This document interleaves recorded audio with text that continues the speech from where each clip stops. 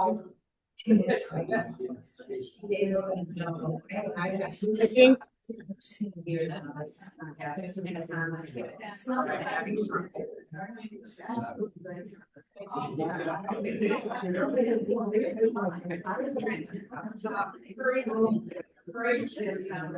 Hey,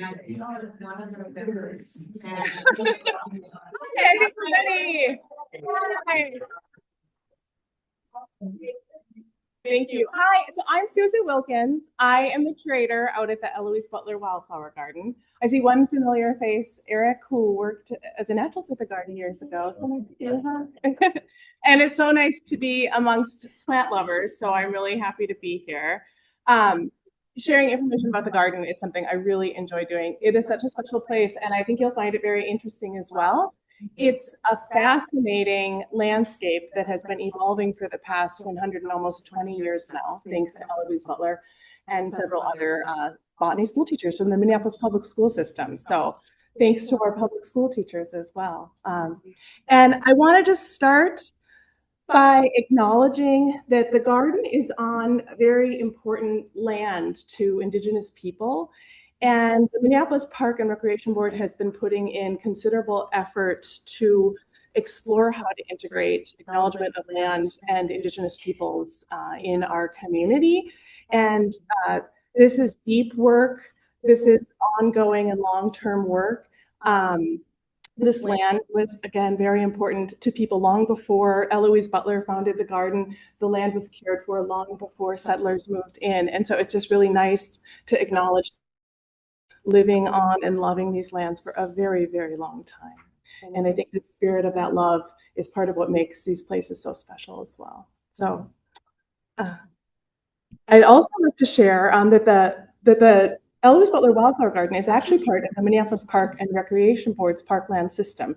So the Minneapolis Park Board is a very large urban park system. We have I think over 500 permanent full-time employees, and in the summer it's a host of seasonal employees. Most of the staff at the garden are seasonal employees. It's a very large system. It's an award-winning system. It's well-loved. Probably many of you know many of the amenities in the park system, including the chain of lakes. Waterworks is a new facility that came online. There's a wonderful award-winning restaurant there as well. The riverfront and the Grand Round system, and so many neighborhood recreation centers and also regional parks. And so the Wildflower Garden is situated in Theodore Wirth Regional Park, which is the largest regional park in the Minneapolis park system. And the garden also is one of the key programming sites for nature education in the Minneapolis park system. And we have been growing those programs over the past 20 plus years. Last year, we had over 7,000 program participants engaged with programs at the Wildflower Garden and at our winter site at the Trailhead with our partners that we work with, the Lopez Foundation. So I'm gonna move over here. I have some fun facts, and we'll go through history a bit more. But the garden was founded in 1907 by Eloise Butler and her cohorts. It's now about 18 acres when you include a new entrance meadow and entrance area that we're working on. It's comprised of woodland, wetland, and upland meadow garden areas. We have over 640 plant species in the collection right now, and we're going to talk more about that. And we're also going to focus today, after I share some history of the garden, on the spring plants that so many people love to visit at the garden, and which will be coming out really soon. We have really robust education programs, as I mentioned, a lot of information online about those opportunities. All of our programs right now are free and drop-in. We've tried to make them as accessible as possible, and that's been working very well. So people can just come to the programs, and we're there to work with folks. We also have a really robust volunteer program. If you can believe it, we had over 200 volunteers involved in all the different programs last year at the garden, and we had over 2,700 hours contributed. So that's more than a full-time person working 40 hours a week. And they're doing, of course, a great diversity of tasks that no one person could carry out alone. So yes, so the efforts are just tremendous out there. A lot of that work is thanks to our friends group, the Friends of the Wildflower Garden, and I'll share a little bit more about them at the end of the program here. But we have a web page that you can visit. There's a lot of great information on there. And I will say the Friends website has an incredible amount of information about the history of the garden and the plants of the garden as well.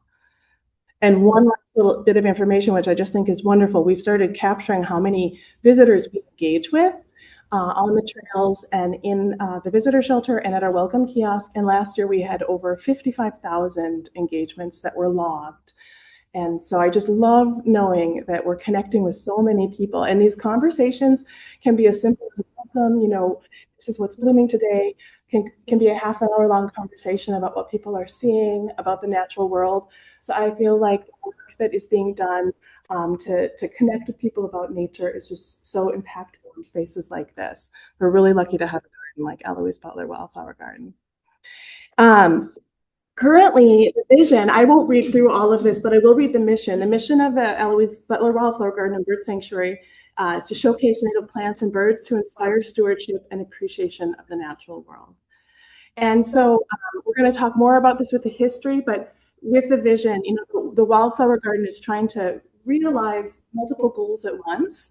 We are trying to build and maintain a collection of the flora of Minnesota. We are trying to do this in a way that is naturalistic and feels like wild nature, but we're heavily involved. And we are trying to make sure that the space feels beautiful and full and vibrant, because we want people to step into the space and have a moment or more really connecting with nature because they're moved by it. So gardens are emotional spaces, right? Gardens are created to move people ultimately. In most instances, and this garden is no different. This garden was created to move people, to inspire them to love nature, to be curious about nature, to want to dig deeper and learn about individual plant species in this garden. And so that's still our goal today. So we also have some values that we've listed out: the preservation of native plants and plant diversity, sanctuary for people, plants, and wildlife, maintaining and honoring the legacy of Eloise Butler, an extraordinary human being, connecting city residents and visitors with nature, sharing knowledge of the natural world, and nurturing the health, beauty, and integrity of the greater natural world.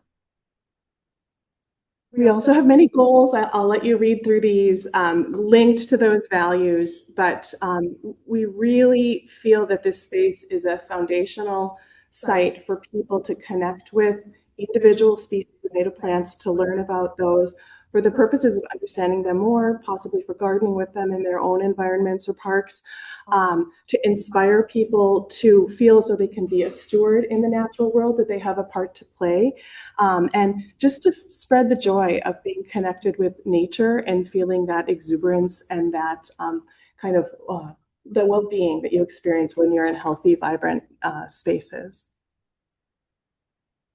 And I love this quote: where may one wander if not in a wild garden? So there's Eloise Butler. I've started calling her our queen, because the longer that I work at the garden and am in this role, the more I come to deeply, deeply appreciate who she was and what she set in motion, and just the integrity of her intentions and vision. And I feel that what she did, she really did set something in motion that we are still benefiting from so profoundly today. So thank you to Eloise. We're going to learn a little bit more about her now. So she was born in rural Maine in 1851. I always think it's kind of interesting. So she must have been about 10 years old when the Civil War started, right? Isn't that fascinating, just to put that into context? She had a deep affinity for the natural world from a young age, and she had a sister, Cora, who had a similar interest. So they spent their childhood roaming the natural areas in Maine and learning and loving these spaces. She was a studious person. Her parents were not affluent, and she felt when it was time to move on into adulthood that she had two options for a career: to be a nurse or to be a teacher. And so she attended the Eastern State Normal School, and she graduated in 1873. Her family moved to Indiana after she graduated, and she moved along with them. She worked in like a schoolhouse, and it just wasn't the perfect fit for her. And she had heard about Minneapolis. We believe that she had a relative here or someone who she had a connection to. And she moved to Minneapolis on her own as a young woman to start teaching in the Minneapolis public school system. So, at that time, the flour mills are booming, the lumber industry is booming, the city is growing very rapidly, and they needed a lot of teachers to move into the area. She talks about what the conditions were like in the school buildings, and kids were sitting in the hallways. There wasn't enough room. They had to take turns, in terms of days and hours when kids could study, because there just wasn't enough room for them all. And she spent a career teaching in the Minneapolis public school system, primarily as a Butler teacher at the high school level. What's really interesting, and we're learning more and more about this, in part thanks to our incredible Friends president, Jennifer Olson. She had some really important people who were her cohorts, other female botany teachers who were really dedicated to their work. And I think they really encouraged and supported each other. And they had kind of a large extended network of people who supported their interests as well. She also went on many grand adventures, which I think is just incredible for a person at that time, a woman at that time, a single woman who didn't marry. She went to Jamaica and did some plant exploration there with her sister, and she studied in various places. She also went to the research station that was founded by Josephine Tilden, the Minnesota Seaside Station, which is a really interesting thing to look up if you have a little extra time. Josephine Tilden was actually one of Eloise Butler's students, and she went on to study marine algae, and she was the first female scientist hired by the U of M, from my understanding. Went out with her mother to create this incredible seaside station in Vancouver that the U supported partially for some time, and then it did eventually close. So these amazing people, right, out there at this time, and Eloise was a part of this. So Eloise was in her 50s when she began to put a lot of effort into creating this space that became the Wild Botanic Garden. And I think, we've all speculated about what really inspired her to do this work, but one thing that we do know is that the city was rapidly developing still at that point, and these wild areas were disappearing, including areas that she had taken her students to botanize in over all these decades. And so there was a real concern about the loss of habitat, about the loss of individual plant species that she was fond of. And this park, which was called Glenwood Park and is now Theodore Wirth Park, was an area that they did bring their students to. And so when the garden was founded, this was already parkland, but it wasn't being maintained as anything in particular, right? And they saw the potential to develop this native plant garden in this space. So Eloise and a group of other teachers petitioned the park board to create this native plant botanic garden. They had the support of some very important people, including Cyrus Northrop, who was the president of the U of M. So they were well connected. And again, we're trying to understand those relationships because it's really interesting to understand how that all worked out. They were successful, and the garden was created. It started as 3 acres in this wetland area that was at that point a tamarack bog. She was particularly fond of the tamarack bogs that were in that park area and other surrounding park areas. So she worked as a volunteer for the first few years while she was still teaching. And she really was the most prominent guardian of the Wild Botanic Garden from the get-go. She immediately started bringing in and accessioning plants into the garden almost on day one, when the garden was officially named the Wild Botanic Garden. And so her vision, which we're going to learn a little bit more, really was to build a collection of the flora of Minnesota in this space. She actually wanted to have a representative of every species found growing in Minnesota in this garden. This is a very ambitious goal. It also is really interesting to juxtapose that with her other goal, is she wanted to keep the primeval wildness of the space intact. So she saw these things as compatible, which I think is beautiful. And still, we tend to be pretty binary in our thinking, and I think she was not living in that space. She was able to see that you can do these two things together, and that you can be a positive influence and make this happen. And I really appreciate that about her. She saw something that I think is still hard for people to see even today. What's interesting working at the garden is that a lot of people assume that it's just a pristine kind of natural environment, and that it's not really touched, it's not really gardened. And nothing could be further from the truth. Every little square inch of that space has had human hands on it for decades. Weeding, planting, pruning, caring for these plants, observing these plants, making choices about what comes next. And so a lot of people also wonder if we're trying to recreate native plant communities. And I think this is really interesting too. That has never been part of the vision of the garden. The vision was to create this collection of native plants from Minnesota and to keep the space looking and feeling wild. But it wasn't to recreate plant communities with the species that you'd find out in wild plant communities growing together. But she also didn't want to lose the sensibility of that. So again, we're in a garden space where creating that form and structure that kind of mimics or mirrors that space and gives you the feeling of it, while introducing a greater diversity of plants and plants that wouldn't necessarily grow together in wild nature, is what has been happening ever since its founding in 1907. So it's really a fascinating space in that way. And I think we see the benefits of that in terms of biodiversity. We've worked with researchers at the University of Minnesota for 2 cycles now, 10 years apart, and they have collected bees in the garden and identified them. And in the last census, they collected over 116 different bee species in this 18-acre space, which is just incredible. So that's over 20% of the known bee species in the state of Minnesota. In this urban environment, in this small piece of land that's surrounded by parkland. But so isn't that something?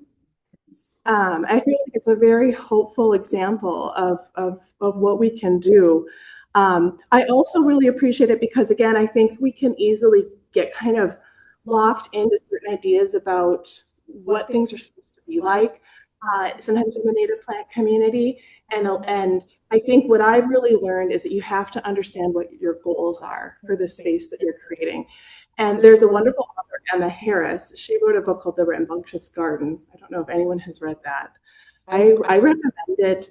I think she wrote it about 10 or so years ago.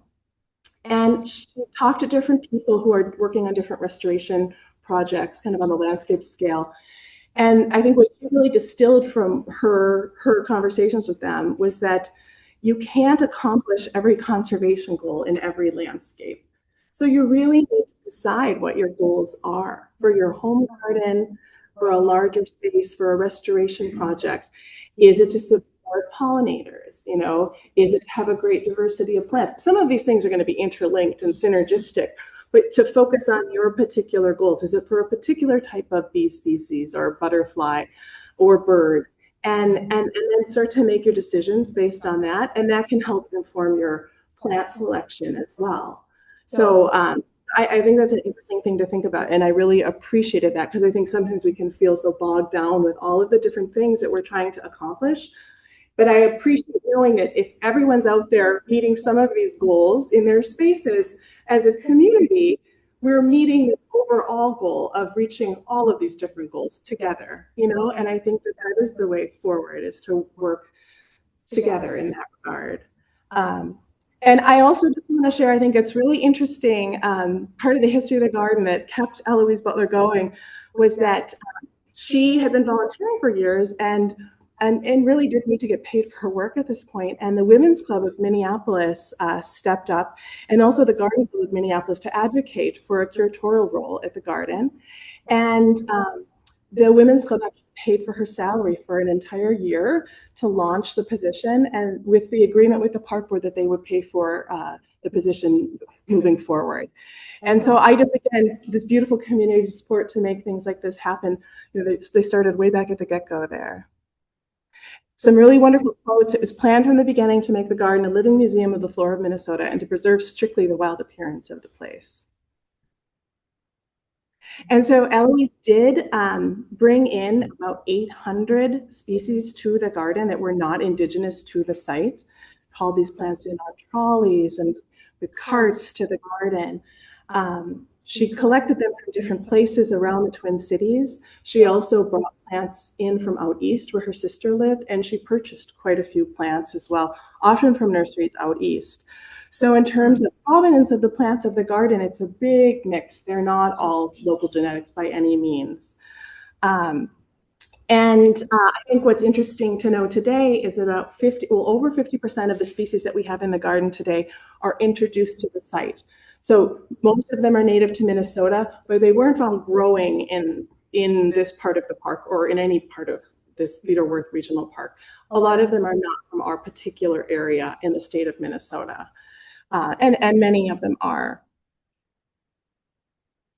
Now, when Eloise passed away, she was on her way to the garden, and what we understand is a heart attack, and was carried back to a room where she was lodging, and she did pass away there. Martha Crone, who had been volunteering with her for many, many years, stepped right in and became the curator. She also planted tens of thousands of plants. We're actually going through all of the plant records from 1907 on. We're getting ready to upload them into a cloud-based software system. So hopefully it'll be accessible to the public down the road as well. And I was actually just looking at her records. She may have planted over 100,000 plants during her tenure. So we have to make sure that's accurate, but a lot of plants. She created the upland meadow at the Wildflower Garden that was not there during Eloise Butler's time. She actually experimented with cold hardiness with some different plants, including kelmias and rhododendron, which is interesting, before the Arboretum came into existence. She was very active with the Minnesota Mycological Society and also was a really big advocate for gardening with native plants, as was Eloise Butler. So kindred spirits to all of you and myself as well. And she was instrumental in founding the Friends of the Wildflower Garden. Yeah, just another wonderful person. So I really see Eloise and Martha as the builders of this really significant plant collection that we have today. They put in an incredible amount of effort, and they use a deep knowledge to build this incredible plant collection that we still have. You can see some pictures of the upland meadow area if you're familiar. I was going to ask, how many of you have been to the garden? A lot of you. There. So this is the upland garden when it was pretty new, and there she is putting in a plant label. And she worked for some time. Ken Avery followed in her footsteps. And it's really interesting because there was kind of a shift that happened in terms of like the philosophy of the garden. Still, there's this continuous thread, but there was more of a shift to caring for what was there than building and adding more. And so Ken and Carrie, who followed Ken, really focused on preserving what had been planted and caring for it. Ken was also there when Dutch elm disease took down the mature elms of the garden, which was really significant. And so a lot of these understory wildflowers that were so loved and planted by Eloise and Martha died out. Not all of them, but there was loss at that time. And I think that was very, very difficult for him. The other thing that's really interesting about Ken, he moved into this, Eloise and Martha dabbled with plants outside of Minnesota. I think as any great artist, it's hard to kind of stay within that box sometimes. So like that sage is, I don't think that, okay. Yeah. So Ken thought, nope, Minnesota only. And then he also kind of felt like he wanted to take a more hands-off approach, I think, especially near the end. And that is when invasives were moving into the garden. And so buckthorn was moving in particular and did take hold during his era. So when Carrie George became the head gardener, there was a lot of buckthorn in the garden already. And then he was there during an era when the reed canary grass and the garlic mustard, the hybrid cattails started to really dominate. And yet, this was still very new to everyone. There weren't restoration ecologists out there working in the field at this point yet. This was really different. And I remember Carrie telling me when he saw the first garlic mustard plants moving into Worth Park, trying to talk to people about it, saying, hey, I'm worried about this plant, but not really having the community there to kind of get behind it and do something about it. And so these plants did start to become pretty dominant in the garden. And that was a real challenge for Carrie to manage. He was typically the only employee there working in the field during his era. And he also did some incredible work. So he worked so hard to manage that. The Upland Garden expanded. He helped with a self-guided trail booklet system and really loved the wetland and did a lot of work in there. And we don't need to focus on me, but I thought I also shouldn't leave this out. And so, because I've been there a long time, and so we don't want to leave out 22 years. So we planted a lot too. So interestingly, the curatorial position was restored when Carrie retired. And so again, they wanted someone, the park board wanted someone to oversee the garden more holistically and to oversee the volunteer programs, education programs, the garden care partnerships, all of those pieces. And so that's the role now today.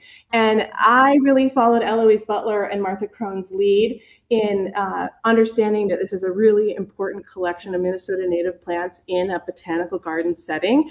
And so our educational work really focuses on that. And we've been fine-tuning that over the years. And we've been adding a lot of plants while removing a lot of invasives. We've reached a really wonderful threshold now. It took a very long time to get a hold of the garlic mustard and the buckthorn, say about 10 years to really like turn the corner on that in a really significant way. But we've done that. And so now we maintain our work in the sense of going through the garden and sweeping the garden every year for species like that, because little ones pop up from the birds dropping the seeds or things that got missed.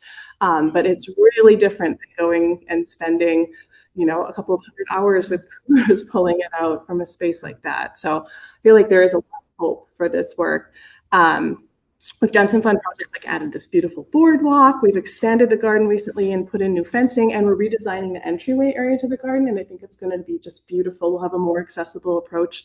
Eventually, we hope to have a treetop canopy walk that's part of an accessible trail and a nice gathering space out front so that we can welcome school groups and people can enjoy time outside of the garden in a more social setting. So now that we've gone through all of that, I want to share a little bit about the plants that we're also excited to see soon here. And I'm just going to pull up my notes here. So I've been looking for our first plant on the list here. I have these in the order of, when we kind of expect to see them. And doesn't even look quite like that yet. Still kind of snowy out there, but maybe by next week or so, we'll see these bare, beautiful woods. The snow. So this plant can flower in March for sure in the garden, depending on the conditions. We don't see any sign of it yet. I think I've noted on these slides when each plant was first introduced to the garden, if it was not indigenous to the site. So I think it's really interesting. You'll start to see a little pattern here. Almost all of the spring plants that we love so much in this space were introduced to the garden. And a little backstory, if we back out, when Eloise founded the garden, this was not a forest setting. This was like an oak woodland setting where we have these plants now. And she planted a lot of trees and she added these plants. And there were pockets of maples and birch and other things and in the lower area and elms, but it was much more open on the hillsides. And so a lot of the mature trees that you see now, the bitternut hickories and the silver maples and a lot of the trees that are indigenous to that area were planted. So she just really created this entire space and the habitat for these plants, which I think is just incredible. So this plant introduced in 1910 from a nursery in North Carolina. Again, you're going to see a pattern here too, where a lot of the plants are not locally secured. She planted this 7 times, and Martha also planted this extensively. Right now, we have just a few small populations of the plant. It's a plant species that's difficult to purchase. And we are trying to do more propagation work at the garden. We have a staff member who's really interested in it, and we're dabbling in that. And this is one species that's been identified that we'd really like to try to propagate. And there are some great botanical gardens that have done really good work with propagating the different trillia. And so we have some nice resources there as well and support. So yeah, such a beautiful plant. Have any of you ever seen this plant? No? Yes, yeah, okay. Yeah.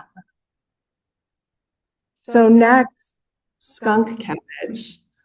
So this is another one that was not indigenous to the garden, which I think is really interesting because if you go out in about a month or 6 weeks, you'll see carpets of it like covering the wetland, but it's had over 100 years to grow and spread.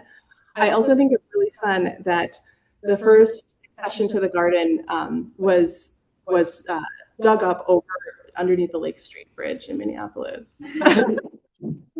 So a few of us have gone over there to look for a seep and skunk cabbage plants. No one that I know of has found any yet.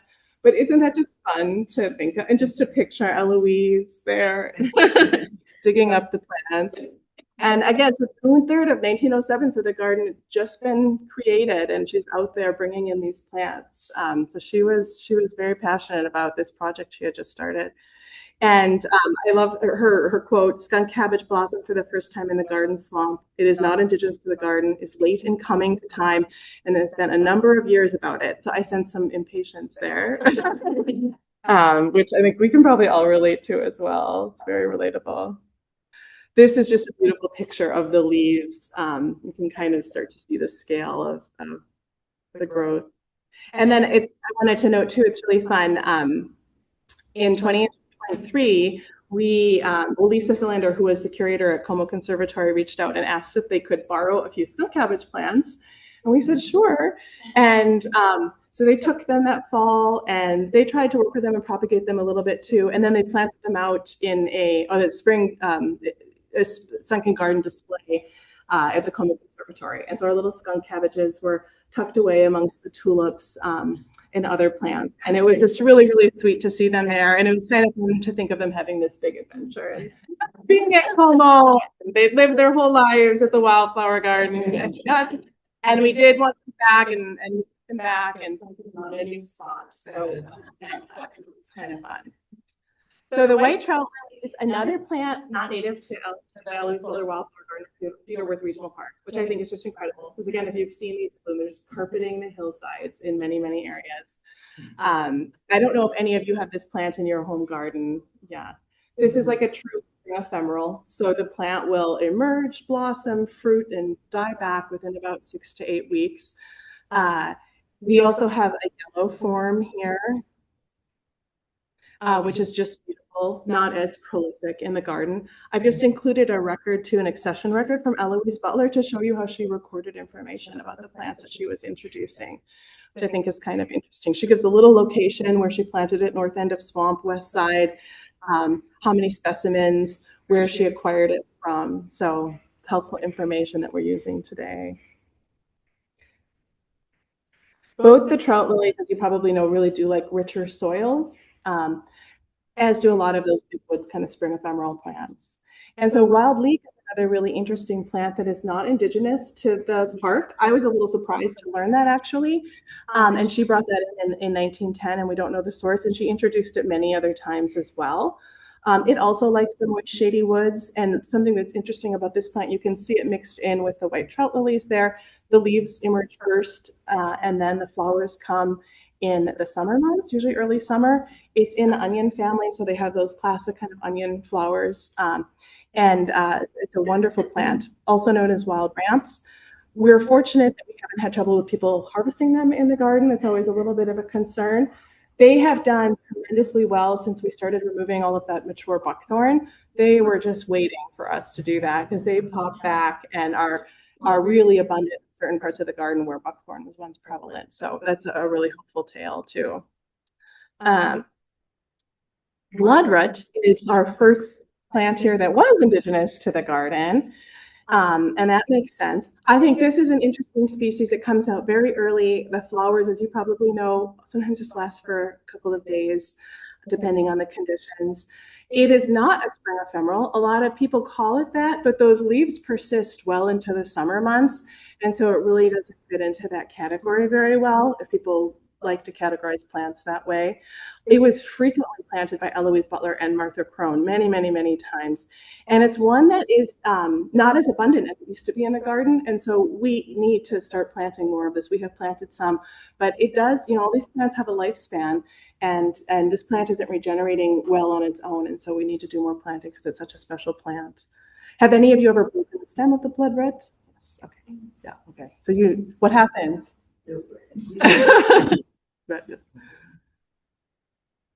So sharp-lobed hepatica is just a gorgeous plant.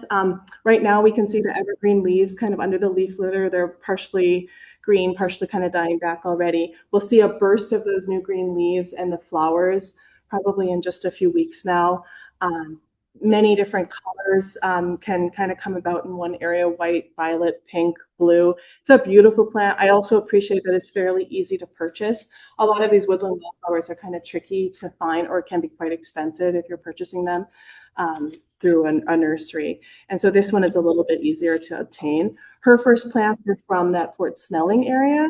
And so she spent a lot of time collecting over in that area. So Dutchman's breeches are a fantastic plant. I tend to think of them as a spring ephemeral because I do think that they die back fairly rapidly. I've read that other people do not consider them a spring ephemeral, so you'll have to make an evaluation for yourself and see what you think. We have been planting more and more of these over the years, and they're just delightful. And the flowers tend to last for several weeks, which is a really nice feature as well. So you'll see those throughout the garden woodland in the early spring months here.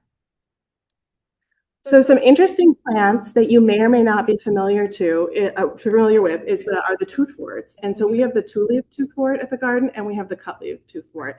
And the two-leaf toothwort is not native to Minnesota, so you're not likely to see that out in the woods of Minnesota. But the cut-leaf toothwort is, and these are both in the mustard family. She also introduced this from a nursery out east, so the provenance is not local. I'm going to show you the cut-leaf toothwort. So they're very similar looking. It's just the leaves that look different, and these have that much more delicate kind of fine leaf there. She did collect these from a more local source out in Minnetonka, Minnesota, for her first accession. And these are also now carpeting the forest floor in certain areas of the garden. And something that's really fun, you'll sometimes hear these plants being called crinkle root. They have stolons that kind of lay on the soil surface, and they're very, very crinkly. And so hence the name crinkle root. And then also the actual roots that are underground can have these little appendages to them that kind of look like teeth. And so that is why they're called toothwort as well. So interesting plants. So this is a plant that I would think maybe would be native to Worth Park and the garden, but it was not. And Eloise Butler introduced this from Minnehaha Falls in 1908.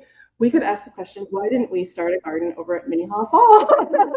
Because she collected a lot of plants from Minnehaha Falls. So that's also a little clue that you might want to take a walk over at Minnehaha Falls Regional Park this spring, because there are a lot of beautiful spring wildflowers there.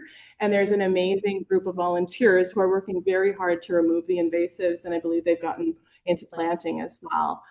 So do take a walk over there as well. Now, one thing that's interesting, you probably heard of rue anemone as well, and you may have that in your home garden. We have some of that, and we've been planting a lot more. It doesn't tend to take as well in our garden soils, and I think that we might have a little too much shade for it. I think it likes a little more sun than we have. But this will have 5 white petals, and the rue anemone will have usually 6 to 9 or 10 kind of pinkish petals. Sometimes they appear white, but that petal number can be really helpful if you're trying to tell them apart from one another. Usually the rue anemone is just a single kind of plant with a few leaves, and these are often clumps. But an interesting way to distinguish them. And wild ginger. So this is one of my favorite plants for gardening, because, and I wonder if anyone else has that. Yeah. It's easy to find, to purchase. It's so hardy. It stays green for most of the growing season. And it does form a nice dense kind of grouping if the conditions are good enough for it. And it's not too picky as a plant. It seems to do pretty well in moist, rich soils. It seems to be able to handle kind of drier, sandier soils too. We have a little bit of both in our woodlands in the garden, and it seems to do fine in both situations. So I feel like it's such an adaptable, wonderful shade plant for our area. And we can hardly get enough of the wild ginger in our big garden. And also not indigenous to the site, but introduced in that first year from, again, Minnehaha Falls. The marsh marigolds were indigenous to the garden, and I don't know if you've ever been at the wildflower garden when they're flowering. Has anyone seen that? It's so special, and especially with the removal of more of the glossy buckthorn in the wetland and those hybrid cattails and some of the reed canary grass, they've really filled in. And so I would recommend a visit, usually depending on the weather, maybe the first week of May or something like that, and you'll probably catch them in full bloom. And they just cover these areas with this delightful bright yellow presence. And it's just really spectacular. So it's one of those things that just kind of stops in your tracks, so you can enjoy that beautiful color. They also grow out in the wetlands of Worth Park. So it's a beautiful plant. And I love Eloise Butler's quote, if you want to read that as well. She loved these plants, just like we all do.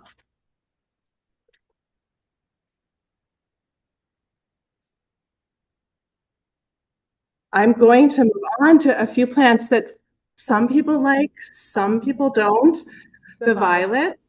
So I don't know if you fall in one camp or another. In Canada violet in particular, I think people sometimes have issues with because it can be pretty aggressive.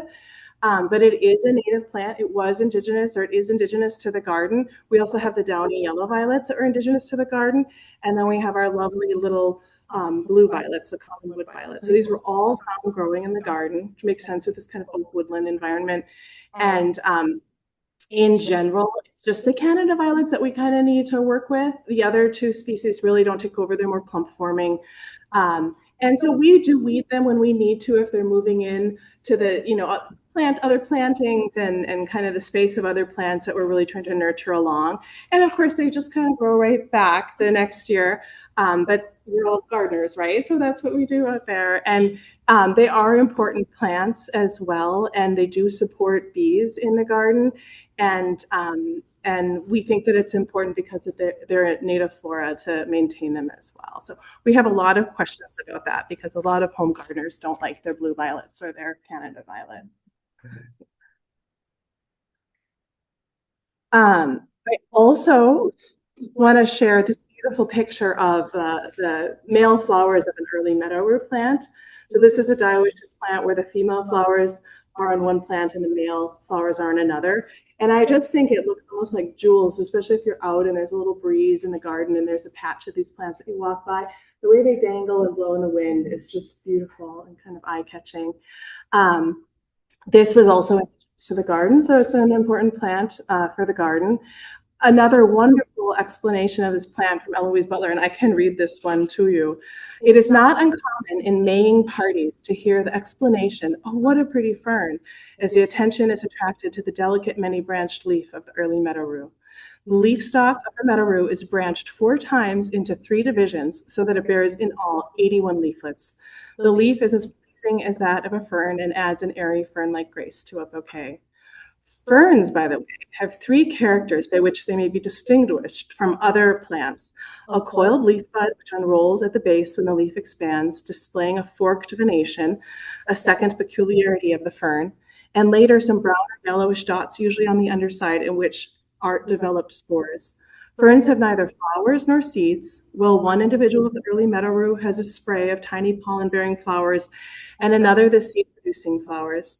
These separated flowers are pollinated by the wind. What a great educator. Isn't that amazing? So, and she did write articles for the Star Tribune, which is really great. And we have those still today. So these are the bluebells. You can see part of the visitor shelter there. We have been planting a ton of bluebells because they're just so beautiful. And another great plant for pollinators. She introduced these again from a nursery out east early on in the garden's early years. And these plants also do really, really well. This is a spring ephemeral, so they do die back after just 6 or so weeks. But they have taken off in so many different spaces in the garden. And this plant is kind of it's one of the ones that we've selected. It's kind of like the marsh marigolds that are doing their own thing. This one we're involved with. These plants really inspire people to pause and just take in the beauty of nature when they see a large grouping of them. And so we have been planting these in big masses in different parts of the garden. And it takes 4 or 5 years before they really start to kind of come together, and maybe 6, 8 before it really looks like it's always been there, or maybe even a little bit longer. But we're starting to see that impact, and it is really quite special. And you don't see these a lot in our area, and so it's a real treat for people to come into contact with these beautiful bluebells. So I wanted to talk a little bit more about the trillium, because one goal that Eloise Butler had was to have as many of the trilliums also from species out east represented in her garden. And so she experimented with bringing in many different species. They haven't all taken. We've actually tried to add in, say, like the painted trillium, and we have not had success. Carrie George did as well. We're going to try again this year, try a few new things. But we do have our 9 species of trillium in the garden. And so we only had one that was indigenous to the garden, and that's the nodding trillium in the center there. So that was the only one growing there when Eloise Butler started the garden. and these others have been added. So we have the drooping trillium, we have the large flowered trillium, and the snow trillium that we saw earlier. And those are native to Minnesota. So if we move into a well-loved plant here on the next slide, this is not native to Minnesota. This is an eastern species. It doesn't grow in Minnesota naturally, but it certainly does well in the garden and is very well loved by visitors. What's really interesting too is there is a white morph or form there that was planted and introduced to the garden, and it grows amongst the maroon flowers as well. And so it's quite a beautiful display. I'm going to show you a picture here of them commingling. These tend to come up quite early in the garden, which is interesting. And so we could see those depending on the weather coming up here in late April, definitely early May. Maybe even a little earlier if it's a warm spring. They'll just kind of pop right out. They're ready to go. And the flowers can last for a week or two. So it's a wonderful plant. One way that we tell the white flowering form apart from some of our other white trilliums is if you look in the center of the flower, you'll see that ovary is a really dark maroon color. And so that's how we know that it is this Trillium erectum and not one of the other trillium in the garden. Yeah. Oh, 5 minutes. Okay, great. We also have some other very interesting sessile-leaved trilliums or sessile forms. So the toadshade, the little sweet Betsy, and then the prairie trillium. These are kind of tucked away in different parts of the garden. So I would encourage you, if you're interested in learning more about these, to come to one of our free garden tours. They're at 11 a.m. each day when we're open. Come into the visitor shelter and the naturalists will take you on a 45-minute tour. And if these are in flower, they can show you where they are. They're really fun. Some of them have really interesting scents. And that is actually one of the things I love the most about this plant.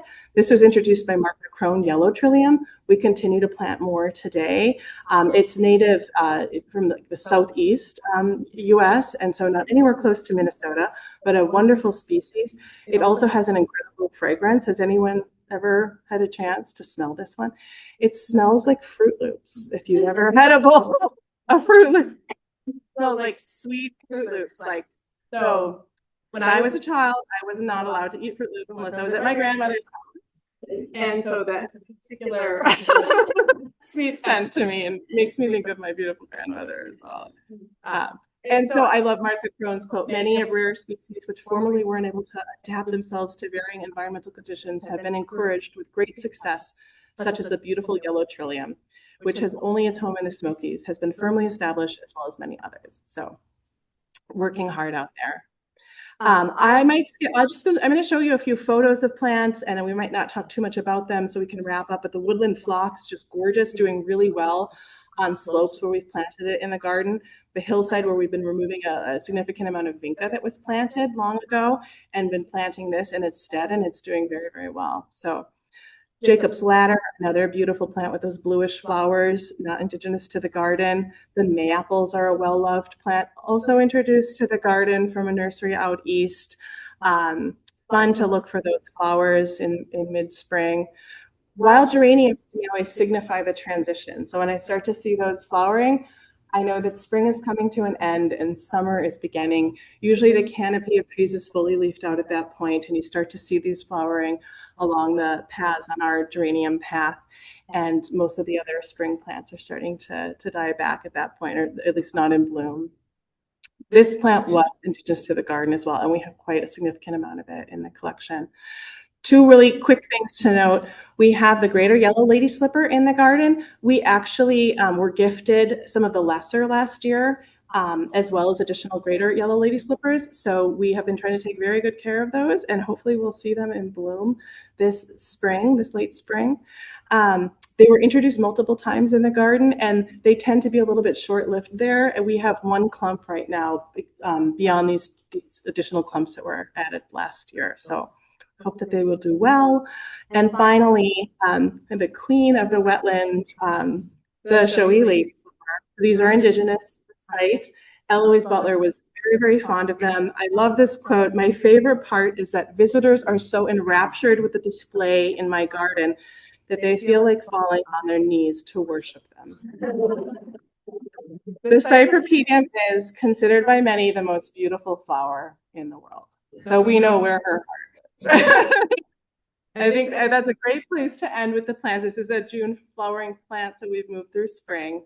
And I think I just want to give a little shout out. We have a wonderful Florilegium project. I left some cards. We had an exhibit that just ended, but we're going to have an exhibit of all 111 watercolor paintings of plants of the garden at the Bell Museum this fall.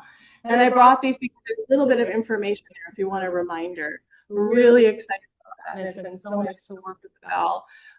We have, as I mentioned, just a host of programs that we offer. We'll start up right on April 15th when we open the gates for the season with an 11 a.m. garden tour. We have a very popular story time program. There's a picture of it there, which has been wonderful. And then I just finally want to give a shout out to our incredible friends group. So like you, they are volunteers. They are dedicated to the garden. Founded in 1952, they have been just a critical part of the garden ecosystem and the health of the garden. They advocate for the needs of the garden. They raise funds for the garden.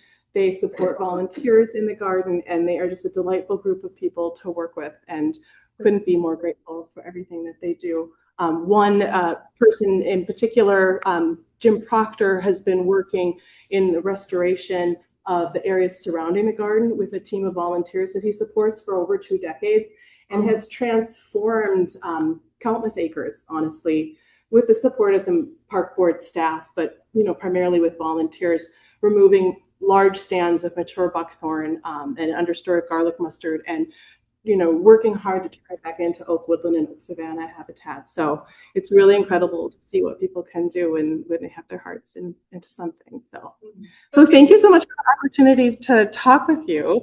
And if you have any questions, I know we're wrapping up, but if you have any questions, I'm very happy to answer those for you too. Yeah.